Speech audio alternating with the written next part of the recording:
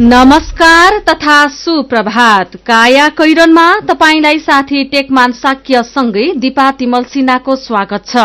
काया कैरन उज्यालो radio network सँगै उज्यालो अनलाइन र मोबाइल एप्लिकेशनबाट एकसाथ प्रसारण भइरहेको छ।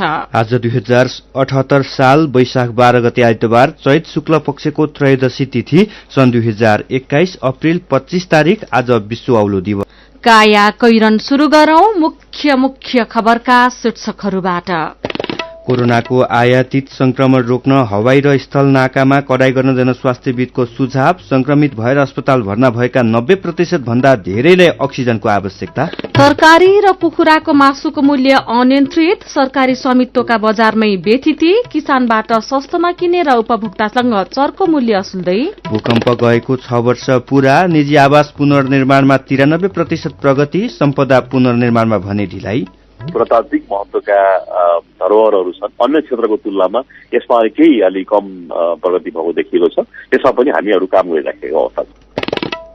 कोरोनाका कारण अमेरिकामा नयाँ रोजगारी र मागमा असन्तुलन बढ्दो, रोजगारीमा फर्किन आनाकानी। र त्रिकोणात्मक 2020 क्रिकेटको उपाधि नेपाललाई, घरेलु भूमिमा 11 वर्षपछि च्याम्पियन। काया कैरनमा अब खबरको सिलसिला। प्रमुख अस्पतालहरूमा कोरोनाका जटिल बिरामी थपिन थालेपछि शैय्या अभाव हुन थालेको छ। अक्सिजन चाहिने बिरामी बढ़िरहेका छन्, तर अक्सिजन चाहिने संक्रमितलाई उपचार गर्न सकिने एसडीयू जडान गर्ने सरकारी योजना भने अपुरै छ। काठमाडौँकै वीर, पाटन र त्रिवी शिक्षण अस्पतालमा सरकारको योजना पूरा भएको छैन। संक्रमित भएर अस्पताल भर्ना भएका 90% भन्दा धेरैलाई अक्सिजन दिनुपर्ने अवस्था आएको डाक्टरले बताएका छन्। संक्रमितले आईसीयू पाउन छोडेपछि गएको कार्तिक पहिलो हप्ता सरकारले 6000 एसडीयू बनाउने घोषणा गरेको थियो। सरकारी बाहेक निजी अस्पतालमा पनि सरकारले एसडीयू बनाउने भनेको थियो। 100 एसडीयू को व्यवस्था गर्ने भनेको त्रिवी शिक्षण अस्पतालमा 50 शैय्या मात्रै तयार छ। अस्पतालका कोविड व्यवस्थापन समिति संयोजक एवं वरिष्ठ छातीरोग विशेषज्ञ डाक्टर सन्त कुमार दासले थप 50 शैय्याको ठेक्का पाएका सप्लायर्स मध्ये केही सामान दिन नसक्ने भन्दै पन्छिएको र केहीको मुद्दा परेकाले ढिलाइ भएको बताउनुभयो। कोरोना संक्रमितको संख्या दैनिक 2500 भन्दा धेरै हुन थालेपछि स्वास्थ्य मन्त्रालयले एसडीयूको प्रगति संकलन गर्न थालेको छ। यसैबीच वैशाख 1 गते मात्रै भारतबाट नेपाल छिरेका 670 जनामा संक्रमण देखिएको छ। नेपाल प्रवेश गरेका धेरैको परीक्षण नै भएको छैन। वैशाख यता भारतबाट झण्डै 1 लाख जना नेपाल प्रवेश गरेकोमा 5971 को एन्टिजेन र पीसीआर परीक्षण गरिएको थियो। त्यसमध्ये करिब 12% मा संक्रमण देखियो। यो आँकडा अनुसार सीमाबाट प्रवेश नरोके स्थिति नियन्त्रण बाहिर जाने जोखिम छ। बिना परीक्षण प्रवेश गर्दा भारतमा द्रुत गतिमा फैलिएको महामारी नेपालमा पनि त्यसै वेगमा सर्न सक्ने जनस्वास्थ्यविद बताउँछन्। स्वास्थ्य तथा जनसंख्या मन्त्रालयले 1.5 हप्ता अघि नै उपत्यका र तराई मधेसका गरी 14 जिल्लालाई संक्रमणको उच्च जोखिममा राखेको थियो, तर त्यसअनुसार सावधानी अपनाइएको छैन। गृह मन्त्रालयले पनि जिल्ला प्रशासन, प्रहरी र सशस्त्रलाई यसअघिकै आदेश पालनामा कडाई गर्ने बाहेक महामारी विरूद्ध थप सक्रियता देखाएको छैन।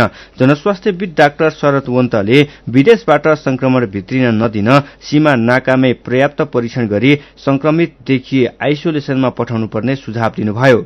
आयातित संक्रमण रोक्न सरकारले हवाई र स्थल सीमा नाकामा कडाई गर्नै पर्ने उहाँको भनाइ छ। कोरोना विरूद्धको खोपको पहिलो मात्रा लगाएका 65 वर्ष माथिका ज्येष्ठ नागरिकले असार पहिलो हप्तासम्म दोस्रो मात्रा लगाउन पाउने भएका छन्। गएको फागुन 23 गतेदेखि कोभिसिल्ड खोपको पहिलो मात्रा 65 वर्ष माथिका नागरिकलाई दिएको थियो। पहिलो मात्रा लगाएको 8 देखि 12 हप्ताभित्र दोस्रो मात्रा दिनुपर्छ। नेपालमा यो उमेर समूहको जनसंख्या झण्डै 17,92,000 छ। स्वास्थ्य मन्त्रालय परिवार कल्याण महाशाखाका निर्देशक डाक्टर तारानाथ पोखरेलले भन्नुभयो, सिरमसँग खरिद गरेको र आपूर्ति हुन बाँकी रहेको 10 लाख मात्रा खोपबाटै यो उमेर समूहका व्यक्तिलाई दोस्रो मात्रा दिइनेछ। सिरमसँग सम्झौता भई नेपालले 10 लाख मात्राको पनि रकम भुक्तानी गरिसकेकाले जेठ अन्तिम हप्तासम्म खोप आइपुग्ने स्वास्थ्य मन्त्रालयको दावी छ। छिमेकी देश भारतमा अक्सिजनको अभावका कारण ठूलो संख्यामा कोभिडका बिरामीले ज्यान गुमाइरहेका बेला नेपालमा त्यस्तै अवस्था आउन सक्ने आकलन गर्दै सरकारले यसको जुहो गर्ने तयारी थालेको छ। स्वास्थ्य मन्त्रालयका अनुसार दैनिक 2500 भन्दा धेरै कोभिडका बिरामी थपिँदै गएको र अक्सिजनको अभाव हुने खतरा बढेपछि 20,000 थान अक्सिजन सिलिण्डर जुहो गर्न लागि हो।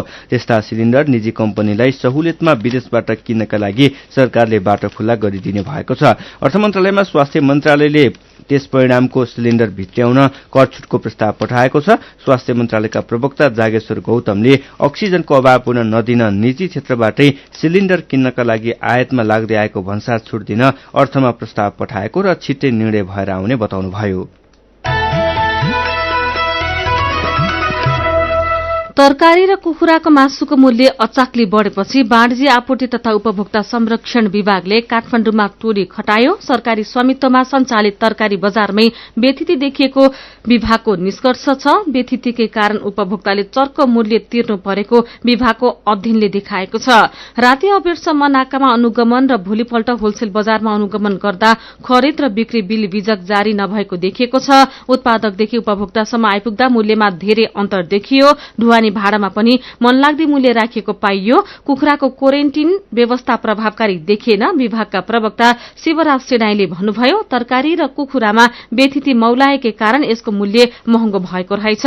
ढुवानीकर्ताले किसानलाई बिल नै दिँदैनन्। उनीहरूले किसानलाई तरकारी अनुसार प्रति किलो 8 देखि 12 रुपियाँसम्म दिने गरेको पाइएको पनि सेनाईले बताउनु भएको छ। तर तरकारी कतिमा ल्याइएको कतिमा बिक्री भएको यकिन छैन। ढुवानीकर्ताले बताएका आधारमा कालीमाटी बजारमा पुग्दा मूल्य अचाकली लिने गरिएको भेटिएको विभागको निष्कर्ष छ। किसानबाट सस्तोमा उठाइएको छ तर बिल भरपाई केही छैन। सेनाईले भन्नुभएको छ, बिल बिजकको विषय राजस्वले हेर्नुपर्ने हो तर त्यसमा ध्यान पुगेको छैन। किसान र उपभोक्ता दुवै मारमा परेका छन्। अब उत्पादन गर्ने ठाउँबाट अनुगमन गरेर किसानले पाउने मूल्य लागत पनि बुझ्छौं। उहाँले भन्नुभएको छ, किसान र उपभोक्ता मारमा पारेका बिचौलियालाई कार्यवाही गर्छौं। उहाँले भन्नुभएको छ। तपाई काया कैरन सुन्दै हुनुहुन्छ। काया कैरनमा भूकम्प गएको 6 वर्षमा भएका पुनर्निर्माण बारेको कुराकानीसँगै खबरको सिलसिला बाँकी नै छ, सुन्दै गर्नुहोला। उज्यालो रेडियो नेटवर्कसँगै उज्यालो अनलाइन र मोबाइल एप्लिकेशनमा प्रसारण भइरहेको काया कैरनमा तपाईंलाई फेरि स्वागत छ। यतिन्जेल हामीले कोरोनाको आयातित संक्रमण रोक्न हवाई र स्थल नाकामा कडाई गर्न जनस्वास्थ्यविदको सुझाव, संक्रमित भएर अस्पताल भर्ना भएका 90% भन्दा धेरैलाई अक्सिजनको आवश्यकता, तरकारी र कुखुराको मासुको मूल्य अनियन्त्रित लगायतका खबर प्रस्तुत गर्यौं। अब बाँकी खबर। 8,979 जना मानिसको ज्यान जाने गरी 2072 सालको वैशाख 12 मा गएको भूकम्पको आज 6 वर्ष पूरा भएको छ। निजी आवास सहित ऐतिहासिक सम्पदा, विद्यालय, सार्वजनिक भवन, स्वास्थ्य संस्था सहित अरू पुनर्निर्माणका कामहरू सम्पन्न गर्न अहिलेसम्म 3 खर्ब 57 अर्ब रुपैयाँ खर्च भइसकेको छ। भूकम्पबाट अति प्रभावित 14 सहित 32 जिल्लामा यो अवधिमा झण्डै 6 लाख निजी आवासहरू बनेका छन्। देशका ऐतिहासिक सम्पदाहरू पनि निर्माण भएका छन्। भूकम्पबाट पूर्ण रूपमा क्षति भएका धरहरा र रानी पोखरीका साथै दरबार हाई स्कूल, सिंहदरबार पनि निर्माण तथा पुनर्निर्माण भइसकेका छन्। राष्ट्रिय पुनर्निर्माण प्राधिकरणका अनुसार क्षति भएका विभिन्न 920 सम्पदा मध्ये अहिलेसम्म 493 को निर्माण सम्पन्न भएको छ। भूकम्पबाट करिब 10 लाख निजी आवासमा क्षति पुगेको थियो। ती घर पुनर्निर्माणका लागि 8,10,427 लाभग्राहीले पुनर्निर्माणका लागि अनुदान सम्झौता गरिसकेका छन्। सरकारले निजी आवास निर्माणका लागि भूकम्पबाट प्रभावित लाभग्राहीलाई 3 लाख 3 कितामा दिँदै आएको छ। सरकारले पुनर्निर्माणका लागि लगानी जुटाउन सोही वर्षको असार 10 गते अन्तर्राष्ट्रिय दात्री सम्मेलन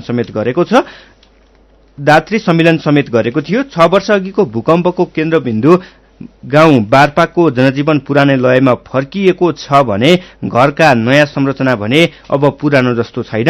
6 वर्षको अन्तरालमा बारपाको निजी आवासतर्फ मात्र 96% पुनर्निर्माण सकिएको छ। ढुङ्गाका छाना भएका घर विस्थापित भएका छन्। धेरैजसो घर पक्की बनेका छन्। ढुङ्गाको छाना, ढुङ्गाकै गाह्रो भएको ठाउँमा अहिले जस्ता पास्ता टल्किन थालेका छन्। धेरैले करोडसम्म खर्चेर पक्की घर बनाएका छन्। बारपाकका कृष्ण बहादुर गुरुङ घर हेरेरै धनी र गरीब सर्लकै छुटिने बताउनुहुन्छ।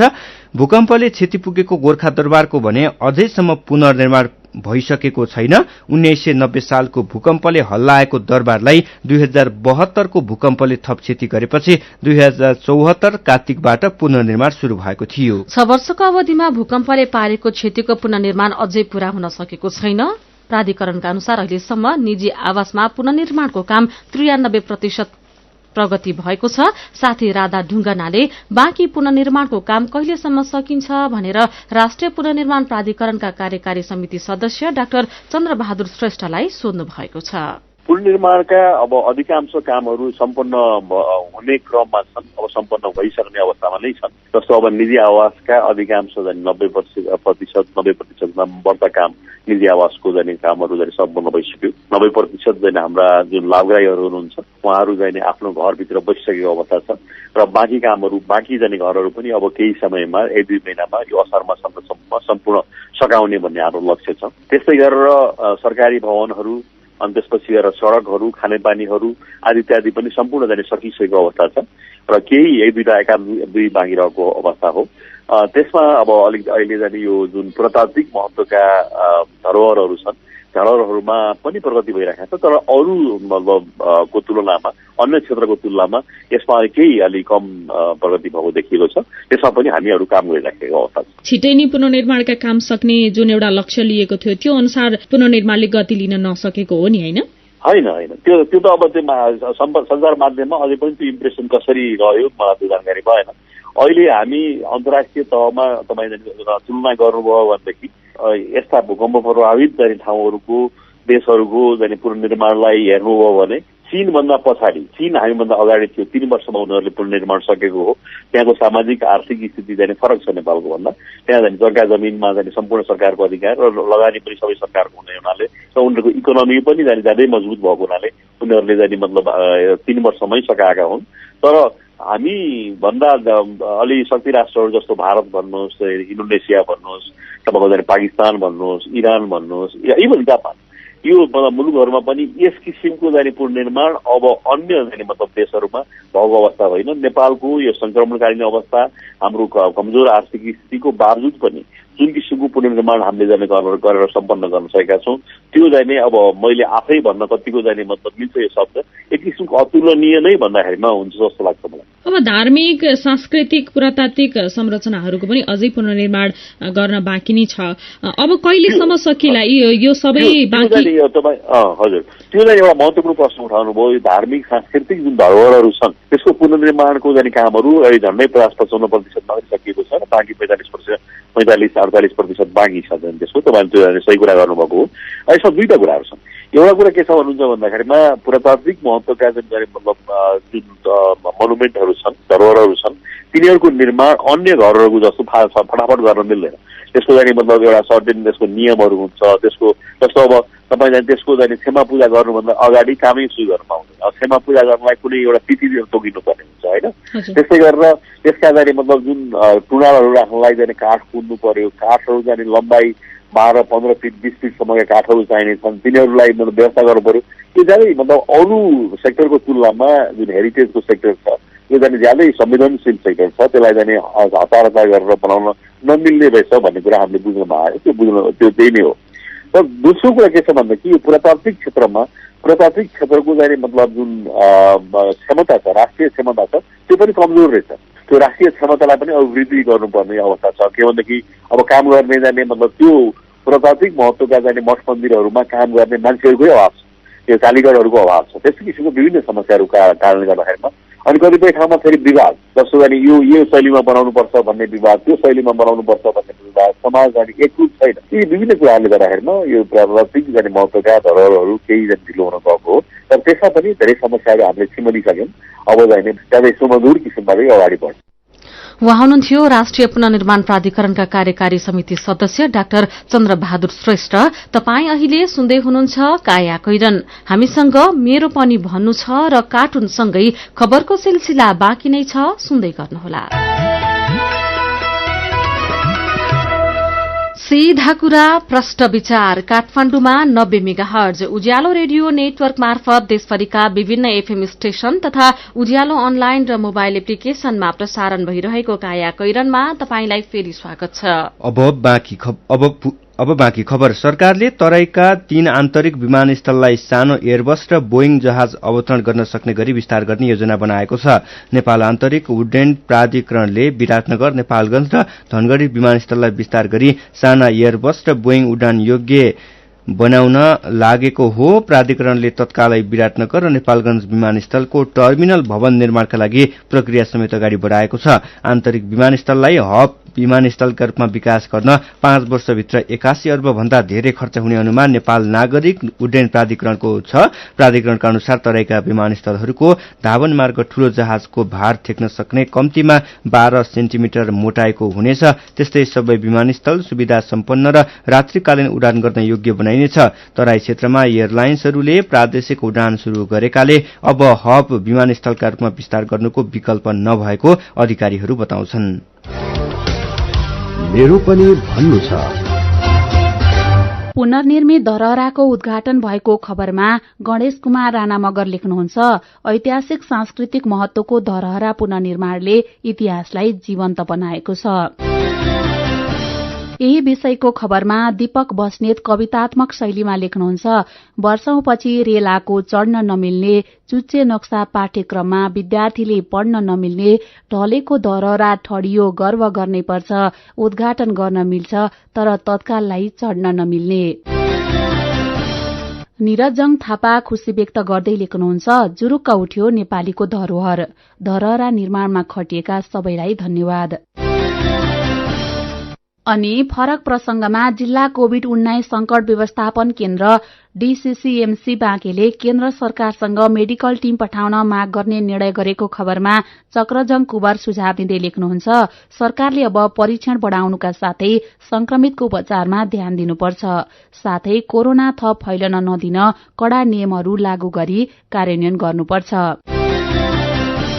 विचारका लागि तपाईलाई धन्यवाद। मेरो पनि भन्नु छ। मेरो पनि भन्नु छ प्रस्तुत गर्दै हुनुहुन्थ्यो साथी जानुका दुवारी। काया कैरनमा अब विदेशको खबर।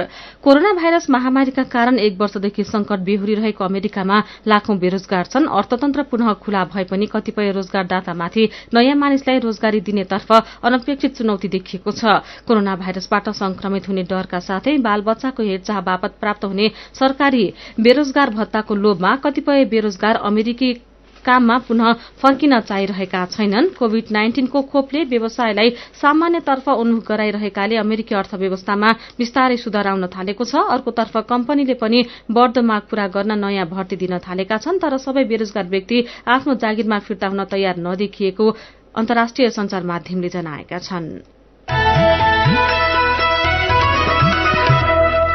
अब खेल खबर। कुशल भुर्जेलको ब्याटिङ प्रभाव कायमै रहँदा नेपालले उच्च स्कोर बनाउनुका साथै सबैभन्दा ठूलो विजय हात पार्दै त्रिकोणात्मक 2020 अन्तर्राष्ट्रिय श्रृंखलाको उपाधि जितेको छ। नेपालले शनिबार हिजो फाइनलमा नेदरल्याण्ड्सलाई 142 रनले पराजित गर्दै शानदार शैलीमा उपाधि जितेको हो। कुशलले 77 रन बनाएपछि टस हारेर ब्याटिङमा आएको नेपालले त्रिवी क्रिकेट मैदान कीर्तिपुरमा 3 विकेट गुमाएर 338 रन बनाए। 2020 अन्तर्राष्ट्रियमा नेपालको उच्च स्कोरको जवाफमा आएको नेदरल्याण्ड्स 17.2 ओभरमा 96 रनमै समेटियो। नेपालको जगमगाउँदो ब्याटिङले फाइनलसम्म निरन्तरता पायो। कुशल मल्लले अर्धशतक बनाए भने दिपेन्द्र सिंह ऐरीले 48 रनको अभिजित इनिंग्स खेले। कप्तान ज्ञानेन्द्र मल्लले 33 रनको ठोस इनिंग्स खेल्नु अघि आसिफ शेखले सुरुवातमै 2 छक्का प्रहार गर्दै 16 रन बनाएका थिए। रनको हिसाबमा नेपालले 2020 अन्तर्राष्ट्रिय सबैभन्दा ठूलो जित हात पारेको हो। सन्